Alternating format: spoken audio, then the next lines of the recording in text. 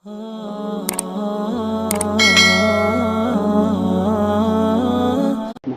ونصلي على رسوله الكريم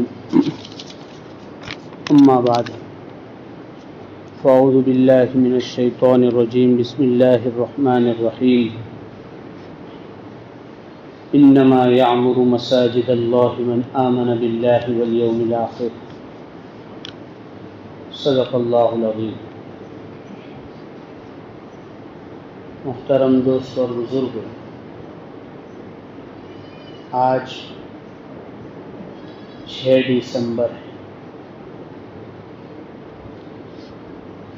اور سب کو معلوم ہے 1992 میں صوبہ یو پی کے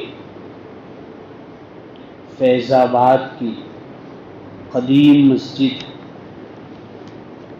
جسے بابری مسجد سے یاد کیا جاتا تھا، 12:15 پر اس پر حملہ کیا گیا اور اسے شہید کیا گیا۔ یہ اس ملک کی سیاہ تاریخ اور پوری دنیا میں اس کی جمہوریت کو بدنام کرنے والا ایک اقدام تھا، اور ملک کا جو جمہوری ڈھانچہ ہے اس کو بھی اس نے داغدار کیا۔ پھر ایک لمبی مدت تک کورٹ میں مسئلہ چلا اور دلائل، ریفرنس، ثبوت سب سے آنکھ آڑے کان کرتے ہوئے ملک کی میجورٹی کی آستھا کو سامنے رکھ کر اس سرزمین کو ان کے حوالے کر کے مسلمانوں کو دوسری جگہ دی گئی۔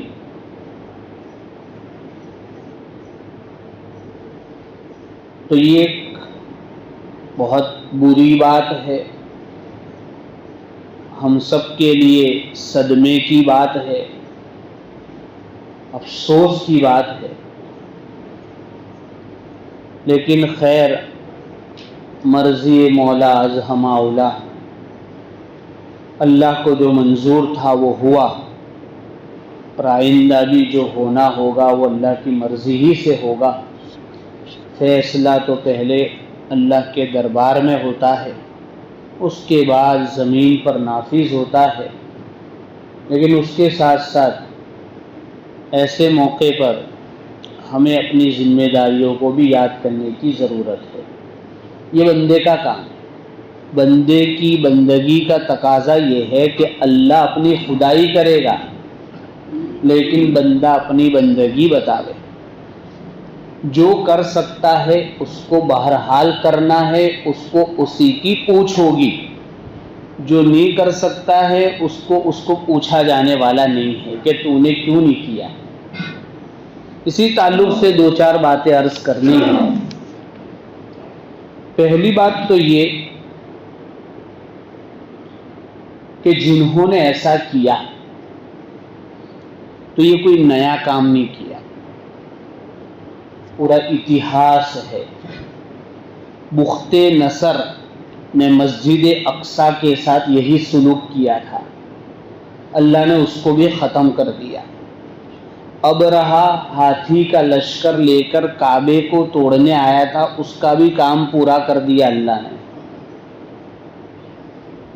اموی بادشاہوں نے بیت اللہ جو ہے نا کعبہ شریف، اس کی دیواروں پر حملے کیے تھے، اللہ نے ان کی حکومتوں کو بھی ختم کر دیا۔ کرامٹا نے حجر اسود چرا کے لے گئے تھے، کرامٹا ختم ہو گئے، حجر اسود وہاں کا وہاں واپس آ گیا۔ اور بابری مسجد کو شہید کرنے کے لیے جس آدمی نے یاترا شروع کی تھی اس کا بھی پتہ اس کی پارٹی سے کٹ گیا، نہ وزیر اعظم بن سکا، نہ خواب پورا ہو سکا۔ کہیں دکھتا ہے وہ، سرچ کرنا دکھتا ہو تو۔ اللہ اپنی ترتیب سے کام کرتا ہے. سائڈ پہ لگا دیا، اور جتنے ایسا کریں گے سب سائڈ پہ لگ جائیں گے. پوری تاریخ ہے. اللہ ہمارے مشورے سے کام نہیں کرتا، وہ اپنی تدبیر اور حکمت سے کام کرتا ہے. اور وہ کیسے کام کرتا ہے وہ اس کا بھی مکلف نہیں کہ مجھے اور آپ کو انفارم کرے. ہم کون ہوتے ہیں کہ اللہ ہم کو انفارم کرنا ضروری سمجھے؟ لا یسأل عما یفعل، وہ جو کرتا ہے اسے کوئی پوچھ نہیں سکتا ہے، پوچھ تو ہم سے ہوگی. تو یہ تاریخی سلسلہ ہے. لیکن ہمیں اس میں یہ بھی دیکھنا ہے کہ جب جب ایسا ہوا تو دو طاقت ٹکراتی ہے تو تیسری چیز وجود میں آتی ہے. بابری مسجد پر کدال مارنے والے محمد عامر بنے. یہ خدا کی تدبیر ہے. جس آدمی نے اس مسجد کے ایک گنبد پر کدال ماری، اس نے اسلام قبول کر کے 100 مسجد بنانے کا ارادہ کیا، اور غالباً اپنی زندگی میں 50 تو بنا ہی گیا. وہ یہ اللہ کا اپنا نظام ہے. برائی سے اچھائی نکالتا ہے، کیچڑ سے پھل فروٹ نکلتے ہیں. یہ اللہ کا اپنا نظام ہے. اسی لیے جن لوگوں نے مسلمانوں کی حکومت کا ستیہ ناش کیا، چنگیز خان، ہلاکو خان، وہ کون بنے؟ بولو. جنہوں نے بغداد میں 15 لاکھ مسلمانوں کا قتل عام کیا ہے. 15 لاکھ. اور ان کی جنگوں میں اس وقت کوئی سوچ نہیں سکتا تھا کہ شاید اب مسلمان دنیا میں رہے گا. لیکن اللہ نے انہی کی اولاد میں کھڑا کر دیا. یہ اللہ کا اپنا نظام. پنکھا کام نہ کرے تو ہٹ جائے گا، اس کی جگہ دوسرا پنکھا آ جائے گا. تو ہمارا مسئلہ یہاں گڑبڑ ہو گیا ہے، کام چھوڑ دیا ہے. تو اب کام میں لانے کے لیے احساس والا آدمی چاہیے. تو احساس جب آدمی غلط کام کرتا ہے، مسجد توڑتا ہے، تو مسجد ایک پوتر جگہ ہے، سب مانتے ہیں. آج بھی ہندو اگر مسجدوں سے گزرتے ہیں تو یوں کرتے ہیں. ہم نے دیکھا ہے، آپ نے بھی دیکھا ہے. اپنی مندروں پر جیسے یوں کرتے ہیں، مسجدوں کے پاس بھی یوں کرتے ہیں. آج بھی ہے، پوتر مانتے ہیں. یہ تو ایک سیاسی ٹاپک ہے، اس لیے ان کو نفرت کرنی پڑتی ہے. لیکن ان کو جب اچھا احساس کرواتا ہے اللہ، تو وہی لوگ مسجد کے پاسباں بن جاتے ہیں، محافظ بن جاتے ہیں. اسی لیے شاعر نے کہا ہے آیا یوں رشے تاتار کے فسانے سے، ہے آیا یوں رشے تاتار کے فسانے سے، پاسباں مل گئے کعبے کو صنم کھانے سے. کعبے کی حفاظت کرنے والے کہاں سے ملے؟ بت قدوں سے ملے. جب کعبے والے کعبے کی حفاظت نہیں کریں گے تو کعبہ والا جو ہے نا، وہ اپنے کعبے کی حفاظت کے لیے کبھی ابابیل کو بھیجے گا، اور کبھی محمد عامر کو بھیجے گا، اور کبھی ہلاکو اور چنگیز خان کے بیٹے کو اٹھائے گا. اس کو کسی محمد عباس کی اور محمد انیس کی ضرورت نہیں ہے. اس کو کسی کی ضرورت نہیں ہے. تو ایک بات تو یہ ہے کہ مایوسی کی ضرورت نہیں ہے. اسی لیے دوسرا شاعر کہتا ہے اسلام کی فطرت میں قدرت نے لچک دی ہے، یہ اتنا ہی ابھرے گا جتنا دباؤ گے. تو کتنے برسوں سے پری پلان آیوجت طریقے سے کتنی طاقت، کتنے پیسے، کتنے دماغ، کتنی ٹیکنالوجی، کتنا پاور استعمال کیا جا رہا ہے، لیکن جوں کا تو مسئلہ ہے، بڑھ ہی رہا ہے. مایوسی کی ضرورت نہیں، لیکن فکر کی ضرورت ہے. مایوسی ہمارے وہاں نہیں، مایوسی کی بالکل گنجائش نہیں، ہمت حوصلے کی اور ڈرنے کی ضرورت ہے۔ کس سے؟ پلان کرنے والوں سے نہیں، پلان کے مالک سے، کیونکہ وہ تو انہی سے پلان کروا رہا ہے۔ وہ مسلمانوں سے کیسے کہے گا کہ مسجد توڑو؟ کیسے کہے گا وہ؟ اور کوئی مسلمان راضی ہوگا؟ ارے بولو نا، ایک پورا گنہگار جو کبھی مسجد میں پیر نہیں رکھا اس کو کوئی کہے مسجد توڑ، تو توڑے گا؟ نہیں توڑے گا وہ، تو اس کے پلان کا حصہ ہے، ان کو کہے گا وہ۔ کیونکہ بخاری شریف میں حدیث آئی ہے کہ عذاب کی 3 قسمیں ہیں، تو اللہ کے نبی نے کہا اللہ یہ عذاب میں مت دینا تھا، کہ ٹھیک ہے نہیں دوں گا۔ پھر ایک دوسرا عذاب تھا کہ اللہ مت دینا تھا، کہ نہیں دوں گا۔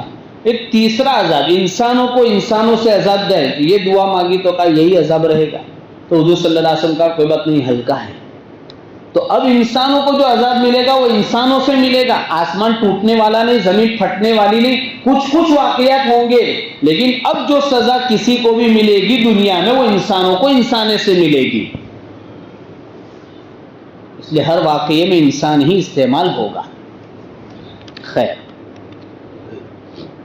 تو یہ گفتگو کی ایک بات تھی کہ مایوسی کی ضرورت نہیں، تاریخ بہت پرانی ہے، ہوا ہے، ہوتا رہے گا۔ دوسری بات یہ ہے کہ جس وقت یہ مسئلہ آیا، بابری مسجد کا کیس لڑا، الحمدللہ مسلم پرسنل لا نے لڑا، جمعیت نے لڑا، دوسری جماعتوں نے لڑا، بہت اچھے طریقے سے لڑا، اور ماشاءاللہ جو وہ ہندو وکیل تھا وہ بھی برہمن تھا، بغیر فیس کے لڑا ہے اس نے کیس، اللہ اس کو اس کے صدقے اسلام دے دے، بغیر فیس کے لڑا ہے وہ، اور اس کو پورا یقین تھا کہ ہمارے دلائل ایسے ہے کہ کورٹ اس کے خلاف جا نہیں سکتی ہے۔ لیکن ابھی بیچ میں چندرچوڑ نے میڈیا پہ کہا کہ جب یہ مسئلہ آیا تو ہم حیران تھے، تو میں بھگوان کی طرف متوجہ ہوا، اس نے کہا کہ یہ زمین مجھے دے دو،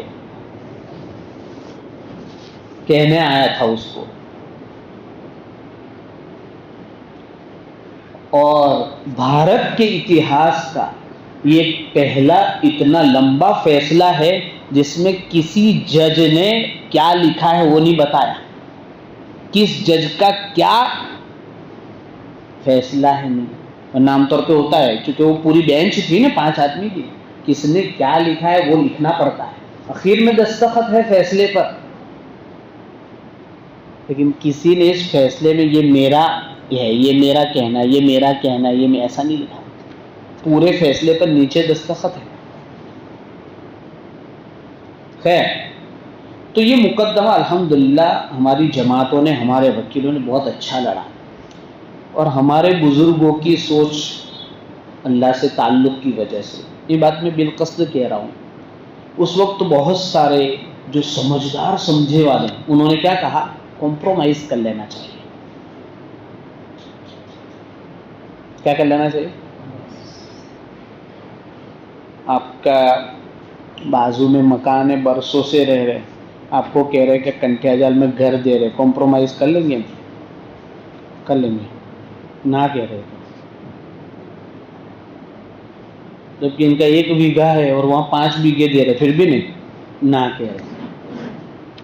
تو اس وقت بہت سارے لوگوں نے کہا کہ کمپرومائز کر لینی چاہیے تاکہ جھگڑا ختم ہو۔ ہمارے بزرگوں نے کہا نہیں، کمپرومائز نہیں ہو سکتی، یہ ہے نہیں ہماری، کیسے کمپرومائز ہو، اس کی ہے وہ کمپرومائز کرے، اس سے بات کرو، ہمارے بس میں تو اس کی حفاظت ہے، ہم کمپرومائز نہیں کر سکتے۔ اور لوگ اس وقت کمپرومائز کی رائے اس لیے دے رہے تھے تاکہ مسئلہ حل ہو جائے، لیکن ہمارے بزرگوں کو معلوم تھا، کورٹ میں اسی لیے گئے تھے، اور کورٹ میں جاتے وقت بھی معلوم تھا کیا ہونے والا ہے، لاکھوں کروڑوں روپے خرچ، لیکن اس کو ان کو معلوم تھا کورٹ میں جائے گا تو مسئلہ لمبا ہوگا، وہاں تک شانتی رہے گی، ورنہ فیصلہ تو پہلے دن سے معلوم تھا کہ آنے والا ہے۔ 30 سال نکل گئے، فیصلہ آتے آتے 92 میں گری اور 22 میں 20 میں فیصلہ آیا، تو اس لیے وہاں گئے تھے، ورنہ کمپرومائز کر لیا ہوتا تو اب تک تو ماشاءاللہ جتنے پلان تھے ان کے پورے ہو گئے ہوتے، کہ جب آپ ایک مسجد پر کمپرومائز کر سکتے تو ادھر بھی کرو. جیسے بھائی ایک کیس میں 15 آدمی مجرم ہیں تو ایک کو ضمانت ملتی ہے تو اسی پر سب کو مل جاتی ہے نا. کوئی وکیل بیٹھا ہے ادھر، اس کی بیس پر دیتے ہیں نا کہ بھائی اس کو ملی ہے، تو جب کیس سیم ہے تو اس کو بھی تو کئیوں کو مل جاتی ہے، کیس دھیرا ہو جاتا ہے. تو ہمارے بزرگوں نے اس لیے گئے تھے کورٹ میں، لیکن اس وقت کہا لوگوں نے کہ اصل میں امن کے پجاری نہیں ہے، ان کو شانتی سے کوئی مطلب نہیں ہے، یہ امت کے پیسوں سے کھلواڑ کر رہے ہیں، اپنے عہدوں کا غلط استعمال کر رہے ہیں. لیکن آج سب کے بھیجے میں اتر رہا ہے کہ اگر بابری مسجد ہی مسئلہ ہوتا تو گیان واپی پر مسئلہ نہیں آتا، مراد آباد پر مسئلہ نہیں آتا، سنبھل پر مسئلہ نہیں آتا، خواجہ چشتی معین الدین چشتی رحمۃ اللہ علیہ کے درگاہ پر بھی اب تو ہاتھ ڈال دیا انہوں نے، اور ابھی تو 25,000 جگہیں پینڈنگ میں ہیں، اور اگر وقف بل آ جائے تو پورا ہی ختم. اس لیے ہمیں اپنے بزرگوں پر بھروسہ کرنا چاہیے. جب ہم یہاں بیٹھ کے سوچ سکتے ہیں تو ان پر ذمہ داریاں ہیں تو وہ نہیں سوچ سکتے؟ بولو، ایک باپ بیٹوں کی ذمہ داری سمجھ سکتا ہے، بیٹا نہیں سمجھ سکتا. بیٹا باپ بنے گا تو سمجھے گا. تو اس لیے ہمیں بزرگوں پر بھروسہ کرنا چاہیے. کبھی ملک کی مسالے ہوتی، اس لیے کھل کر ہر بات نہ وہ کرتے ہیں نہ کرنی چاہیے. اس لیے وہ خاموشی سے جمہوری تقاضوں کے مطابق جو کام کرنا ہوتا ہے کرتے ہیں. تو جب بھی ان کی طرف سے کوئی بات آئے تو ہمیں آگے بڑھ کر لبیک کہنا چاہیے. جیسے وقف کے تعلق سے ہمارے بزرگوں نے کہا ہے کہ ضرورت پڑی تو ہم جیل بھرو آندولن بھی چلائیں گے. تیار ہے؟ دھیری انشاءاللہ. یہاں سوٹ والوں کی انشاءاللہ تو ایسی دمدار ہونی چاہیے. حسود کی تو پہچان بہادری سے ہے. تیار ہے نا؟ انشاءاللہ. ہمارے بزرگان دین ہم سے مال مانگیں گے تو مال دیں گے، جان مانگیں گے تو جان دیں گے، جو قربانی مانگیں گے انشاءاللہ دیں گے. یہ دوسری بات ہے. اور تیسری بات ہے نا، وقت ہے بھی. تیسری بات یہ ہے کہ اور ہمیں کیا کرنا چاہیے. سب سے پہلی بات یہ ہے، جو جگہ ہمارے پاس ہے اس کو آباد کرنا چاہیے. چور کہاں آتا ہے؟ غیر آباد جگہ میں آتا ہے. یا دیکھتا ہے کہ آبادی کے لوگ شادی میں گئے ہیں 3 دن، تو اس 3 دن میں وہ اپنی شادی کر کے چلا جاتا ہے. تو ہم اپنی مسجدوں کو، مدرسوں کو، وقف کی پراپرٹی کو آباد رکھیں. آبادی کا کیا مطلب؟ وہاں جا کے دکان کھول دے ہوئے اور 10 روپیہ بھاڑا دے ہوئے.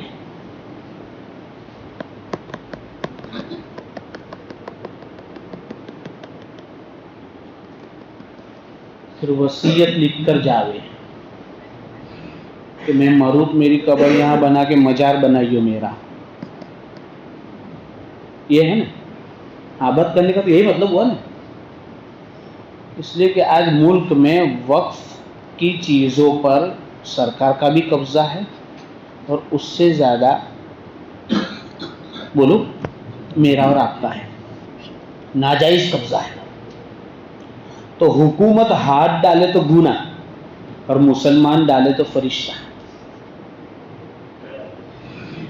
بار بار حکومت یہی کہہ رہی ہے کہ ہم اس کو پاردرشی بنانا چاہ رہے ہیں، اس نظام کو بہت اچھا بنانا، گول مال جو ہو رہا ہے وہ ختم کرنا چاہ رہے ہیں.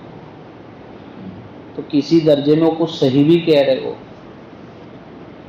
کسی درجے باہر مت بولنا کہ وہ صحیح کر رہے ہو، تو غلط ہی کر رہے. یہ اپنے لوگ اس لیے کہہ رہا ہوں. تو اس لیے اگر ہم میں سے کسی نے کہیں قبضہ کیا تو اس کو چھوڑ دینا چاہیے، کرائے پہ چلا جائے رہنے کے لیے. تو آباد کرنا ہے.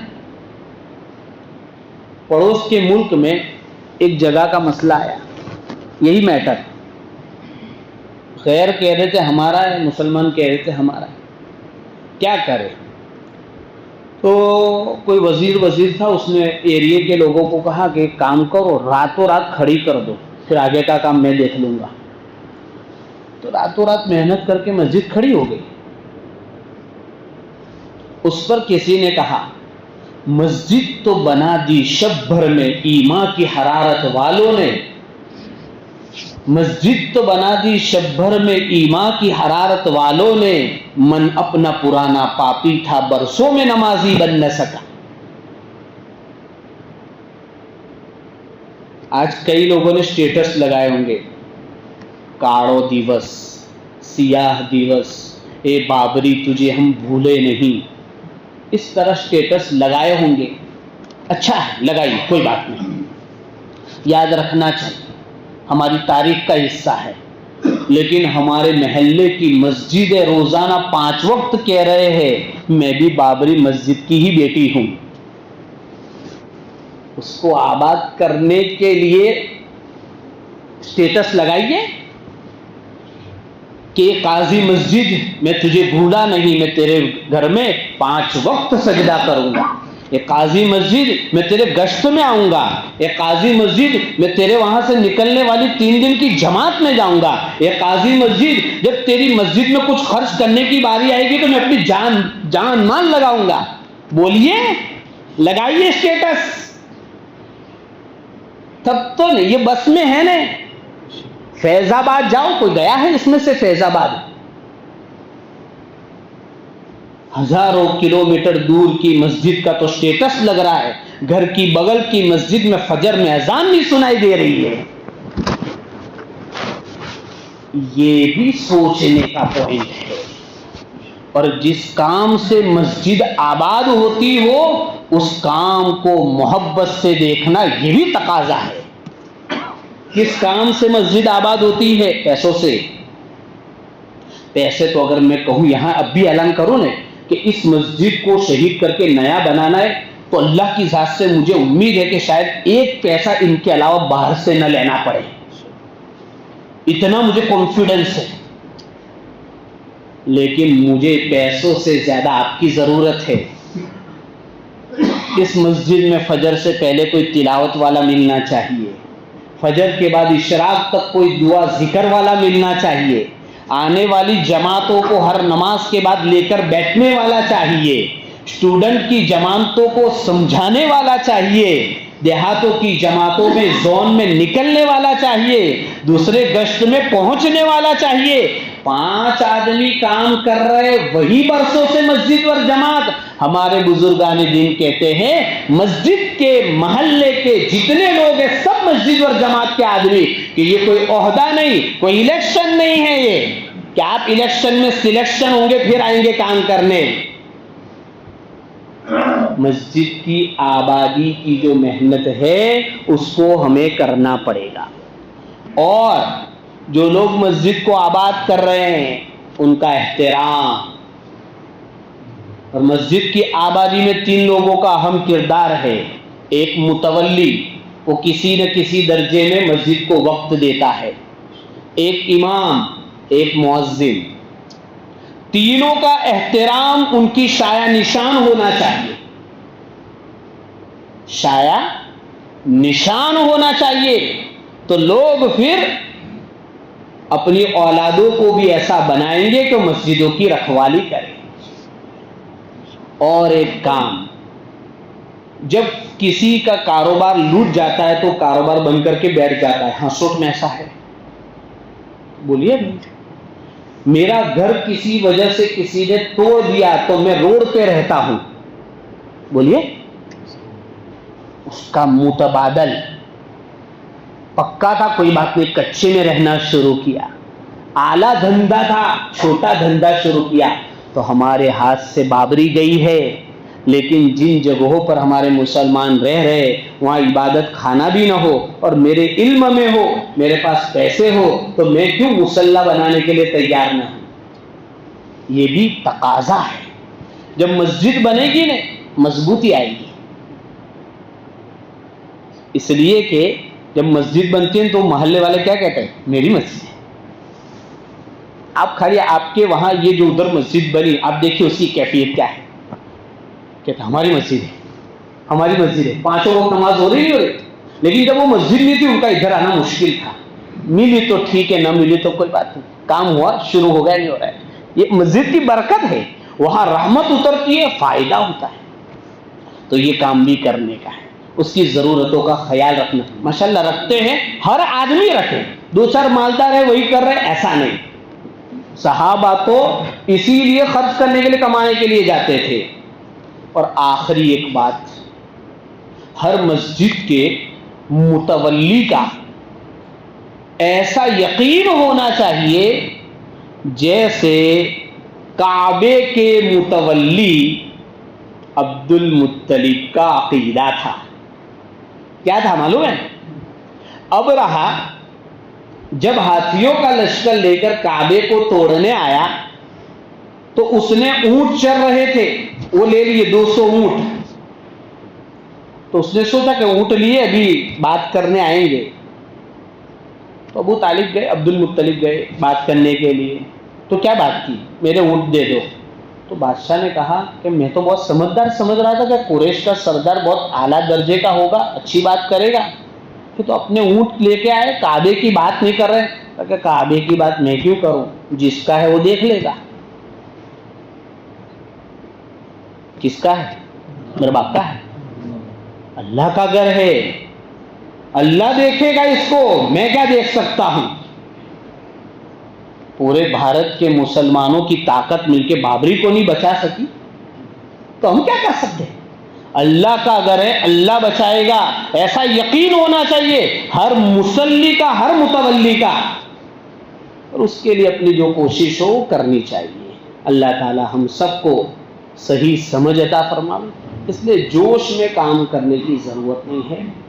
اب جو زمانہ ہے نا دھیرج کا ہے، سوچ کے سمجھ کر اطمینان سے مجھے جو کرنا ہے وہ کرنے کا، دوسروں کا کام اپنے نہیں کرنے کا.